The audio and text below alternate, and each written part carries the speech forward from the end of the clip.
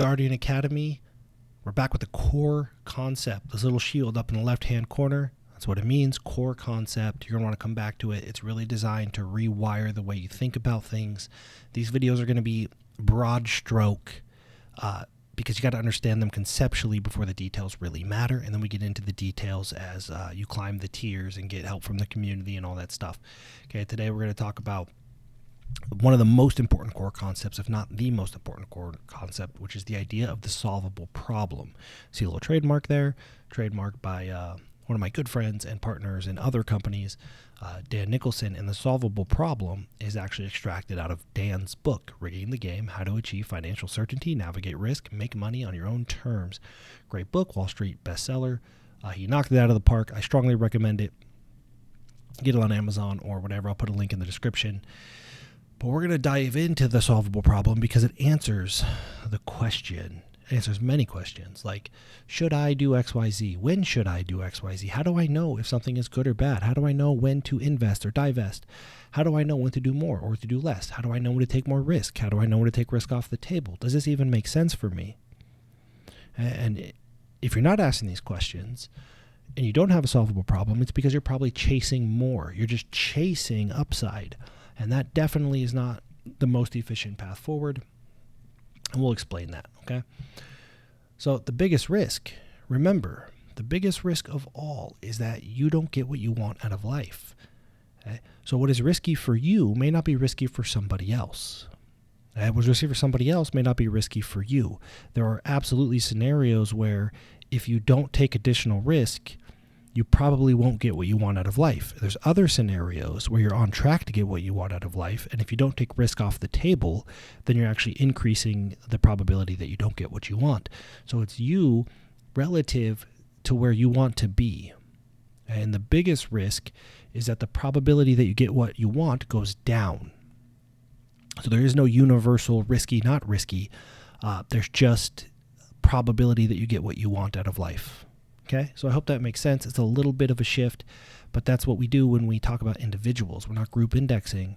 We're saying, how do you get what you want out of life, not what is the general population average, which is tough because humans default to more. So most people are either going to be super fear-based or super greed-based. Either way, they believe that more is the answer, and more is rarely the answer. Oftentimes, the things that you're doing to make more money will get you further away from spending time with your family. The thing that has more upside might have a bigger risk of complete ruin, which gets you further away from feeding your family. Got to get really clear on what you're trying to accomplish. And more is not an efficient thing to optimize for. It's not likely that you get what you want if you're just looking at bigger, better, faster, more. The shift is from more to closer, more specifically, close to the things that are the most important to you. Okay? Things that are the most important to you. You want to retire your spouse, you want to pay for your kids' college, you want to buy a second home, you want to pay off your debt, whatever it is, every decision you make needs to get you closer to those things. There are often scenarios where the thing that might get you more will get you further away from one of your priorities. It's really important to be clear on that. So the principle you're going to hear in Guardian Academy, around the Guardian Academy, is closer over more. Optimize and bias closer over more. That's not to judge anybody's strategy. It's not to kill anybody's euphoric feeling. It's to remind you that what I'm doing might not work for you. What you're doing might not work for me. The real question is this behavior or this decision more likely to get you closer to what you want or not? Just to override the impulsive desire for more, because more is not the solution oftentimes. But more is appealing because we're facing an intractable problem, which I spoke about in the previous video. And when we have an intractable problem, we just default to more. Intractable problem is simply a problem that cannot be solved. It cannot be solved. The answer cannot be known, or there are an infinite number of possible answers. None of those are helpful in our day-to-day decision making.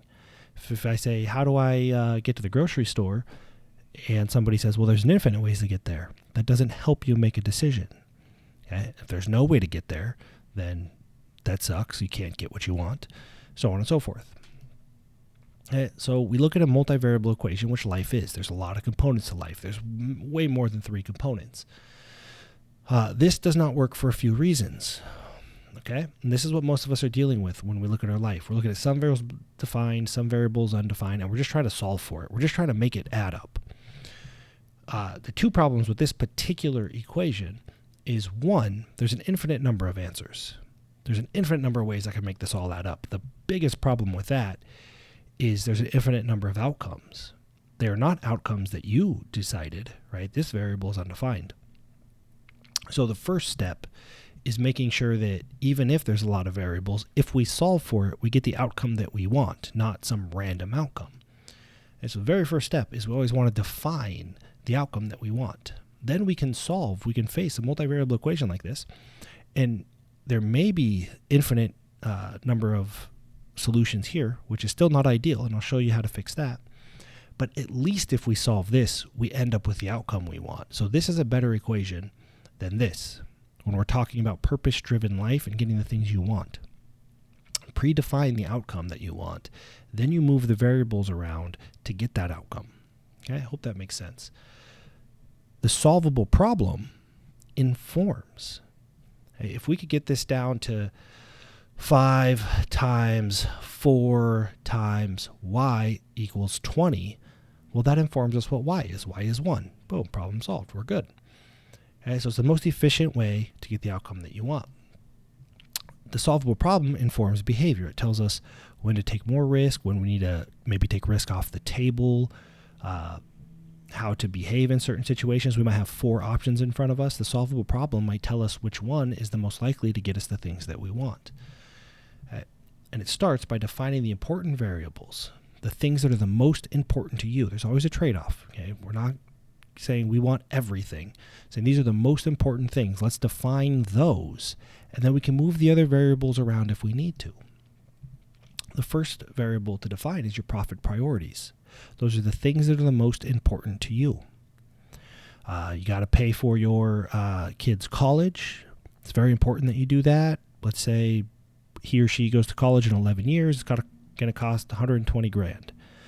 So now you have kids' college, $120,000, 11 years. We just defined variables that we can now adjust our behavior to solve for to give us the highest probability of having the available funds to fund that.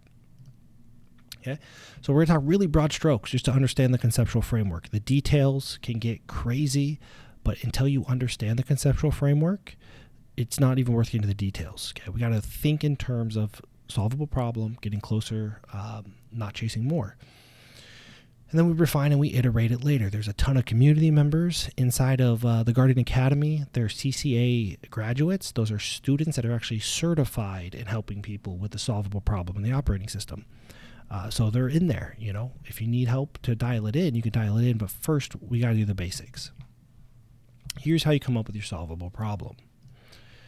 Priority, cost, appropriate timeline. Those are the initial variables. That is step 1. Can you list your top 1 or 2 or 3 priorities? Pay for kids' college, retire my spouse, pay off house. Okay.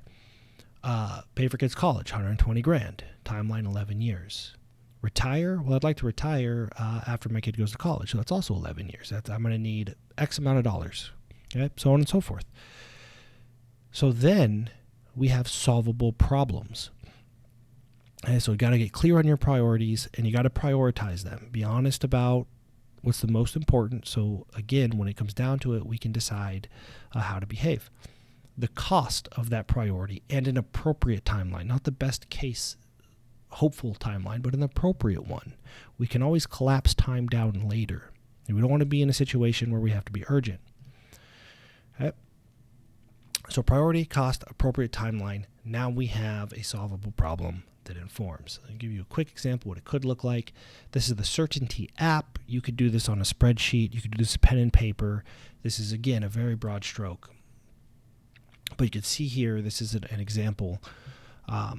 Priorities. Have better hair than Dan. Buy 1 million wolf pups. Full-time nap life. This is infinitely expensive, $15 million and $10 million. Okay, these are not real. You really do want to sit down and say, pay for kids' college, buy a second home, pay off mortgage, eliminate debt, whatever are the most important things to you. We want to make sure you're getting closer to them, so all of your behaviors have to actually increase the probability that that happens. Once we've done this, and you can just play with it, you can get a ballpark total amount needed, okay, and then you have timelines. We can go over to the solvable problem here. And here's an example, okay? This is a solvable problem calculator in the Certainty app. It's free. I'll put a link in the description. This is step one. Just do this and sit on it, okay? Nothing else you need to do. Just conceptualize it, think about it, understand how this works. Let's say that we did all of our work and we came up ballpark that we need an extra $2 million by January 1st, 2030. Okay, that's our solvable problem. Yours will be different. Customize this to you. You got $150,000 that you can invest laying around, and you could add an extra $9,000 a month. That's what you could stuff away into savings. Now, we already have learned a lot that can inform our behavior. Let me show you. One, we have a target. Two, we can see that with what we have right now, we need 31.5% return on our efforts in order to solve this problem in a timeline that's appropriate. So this might tell you, should I open a business? Should I invest? Where can I get this kind of return with the resources I have? But we can also look and say, wait a minute, before I go chase more and try to win the lottery, what if I could drive my what if I talk to my CPA, I could drive my tax rate down to 0%? All right, well, now I need 18.9%. This was a less risky way to use the resources we already have to get a higher probability. Now, I need 18.9% on the resources that I have. This informs how much risk we need to take. So you can't hide all your money in a savings account and get 18.9%. That's playing it too safe means you're not going to get what you want out of life. But you also don't need to win the lottery. You don't need to have a 5,000x investment. It's not necessary. Chasing that makes it less likely that you will get what you need. So then we can say, all right, we can go back to the resource allocation video and do like a 2 Oreo principle, which is in the previous videos. Let's say you cut some expenses and you find some savings and yada, yada, yada. And you find an extra $2,000 a month that you can invest. And that's obviously on the initial investment as well. Well, now I need 15%. See? I just drove down the amount of risk I need to take. So let's say that we're here. Now what we can do is we can move forward. We can make decisions with this framework. And if next month we get 27%, we can choose to take risk off the table because we're on track. That increases the probability that we get what we want. We could also choose to take that overage and do something riskier to collapse time. Okay? But we know exactly how much the overage, we either take it off the table or bet it. We know exactly how much it is safe to take while still being on track to get what we want out of life. See how that works? And then we layer on preferences. There's other preferences like I refuse to, I want to be home by 5 p.m. every night to have dinner with my kids as long as they're eating dinner at the house. Well, solvable problem informs. If that's part of the solvable problem, more time with the kids, then you say no to things that take away time for the kids. Even if it means you'll make more money, right? We're optimizing for closer over more. So you want to start thinking about what do I actually, like what is, just start with one. Like what is the core priority? What is the appropriate, or what's the cost of funding that priority? And what is an appropriate timeline? We can collapse the time later, but what is a worst case scenario that would still be okay? And then we can see how far or how close we are. And sometimes we see stuff like this. I just want to make $1 million by 2030, and they're gambling and they're doing all this crazy stuff and they're burning themselves out, when in reality, had they done the solvable problem, they would recognize they're already on track. Every gamble they take gets them further away, risk adjusted. Because if you have this and you can put this away, then by your target date, you will have what you want. And so it tells us when to take risk off the table. It tells us when we need to take more risk. And we're not guessing. We're actually stepping into the highest probability of getting what we want. Obviously, you can see how this applies to financial investments and crypto and stuff like that. Okay? When we have a solvable problem, we become guided by the following question. Whoa, hold on. I really want to do this thing, start a new business, charge more money, invest in this thing. Am I chasing more, or is this getting me closer? And a lot of times in the community, you'll come in and you'll say, hey, should I do this? And people will say, well, what are you optimizing for? Or they'll ask you, are you chasing more, or is it actually getting you closer? And you can sit down and just as a very broad stroke, you can go, yeah, this is actually probably going to get me further away. And you don't have to worry about it anymore. Right? So it's all about getting closer to what actually matters to you, because if you don't do that, what is the point? Okay? Hope that was helpful. Think about it. There's much deeper dives coming up, worksheets and all that stuff, but you can start with the Certainty app whenever you want. And live to learn, give to earn. Share your 6-word update. Any takeaways, ahas, questions, come into the community. There's conversations about this stuff all the time in the threads, on Twitter Spaces, Zoom calls. Everybody's working together to really refine their own solvable problems and use the perspective of others to poke holes and all that stuff. So utilize the collective momentum, and can't wait to see your 6-word update.